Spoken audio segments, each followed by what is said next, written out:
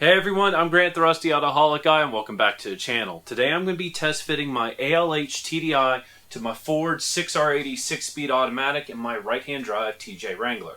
And what I'm specifically looking for is to see if I have any interference with my steering and braking components in my engine bay. If you had a normal TJ Wrangler here in the United States, those components would be on the other side, but because I have a right-hand drive, that is something I need to really watch out for, and that's what I'm going to be checking for today. The other thing I want to start looking into is how am I going to make motor mounts for this ALH TDI. And I decided to give myself kind of a cheat and a kind of a head start, and I ordered a universal motor mount kit specifically designed for these TDI engines. So I have a couple of brackets that bolt onto the block itself. I have a couple of these brackets, which once I figure out where the engine is going to live, I weld these together along with the gussets, and hopefully that will go smoothly. What I'm honestly hoping for is that I can reuse the factory motor mounts that are already welded to the frame. And it's looking like it might fit. It's going to be very close. And I'm only able to do this because I had already moved the entire drivetrain forward about 7.5 inches. But I won't know anymore until I get that engine into that engine bay. So I'm going to get to it.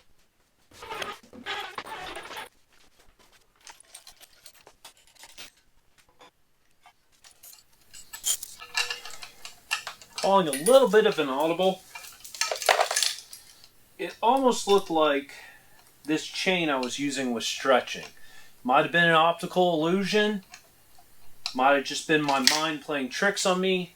But I have other chains in my shop, and I don't want to risk having this diesel engine up in the air and all of a sudden the chain fails. And then I have a diesel engine that's falling to the ground, which more than likely would ruin the motor. So I'm just going to take the time to swap the chains real quick and just err on the side of caution.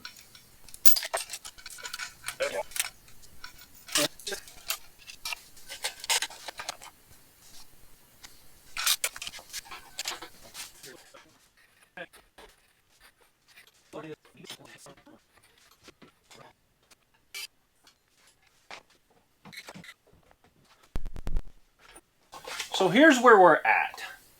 I think both of the factory frame perches that I was hoping to reuse, which I was able to with the Kubota, they are interfering.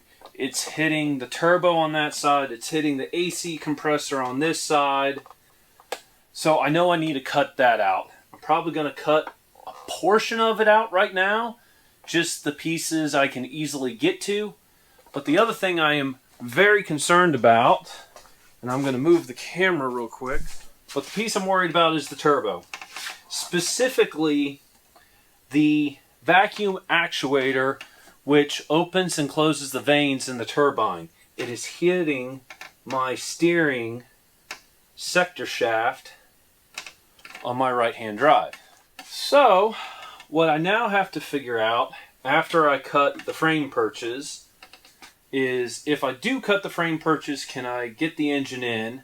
We might just get around the steering shaft once I cut both of the frame perches off and I get this engine a bit lower. It's going to be very close. Yeah, I'm going to pull the engine back out. We're going to get to cutting.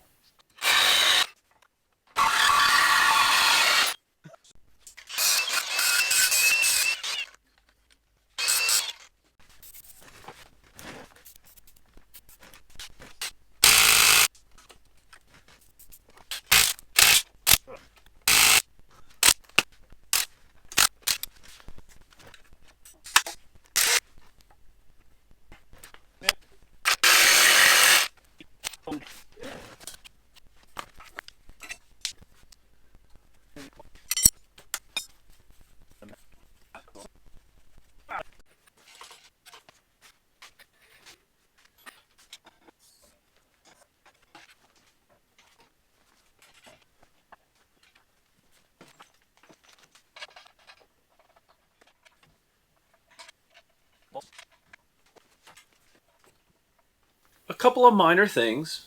The The most concerning being right now, if I get onto an obstacle and my passenger side front wheel, the wheel right here, was to lift, the upper control arm on top of the pumpkin on my Dana 30 would go into my AC compressor. And that is a major, major issue. Alright everyone, it's been a couple of hours. I have been going over this like crazy. I went ahead and put on the front grille just so I could see the clearance from the front of the motor to my electric fan that's currently on my radiator. And I've really just been trying to come up with several different solutions to solve all the clearance issues I'm currently having. The biggest issue I have right now is my AC compressor to the pumpkin on my Dana 30. That's going to be a huge issue at the moment. And a huge shout out to KubotaSwappers. I've been calling him nonstop and he's been helping me with all this. And we have come up with a couple solutions. But I'm going to take a couple more days, really go over this and try to just see what all my options are. I'm even debating moving the entire driveline around right now and redoing the cross member for my Ford 6R80. But anyway, it's YouTube. You know what to do, and I will see y'all very soon. Goodbye.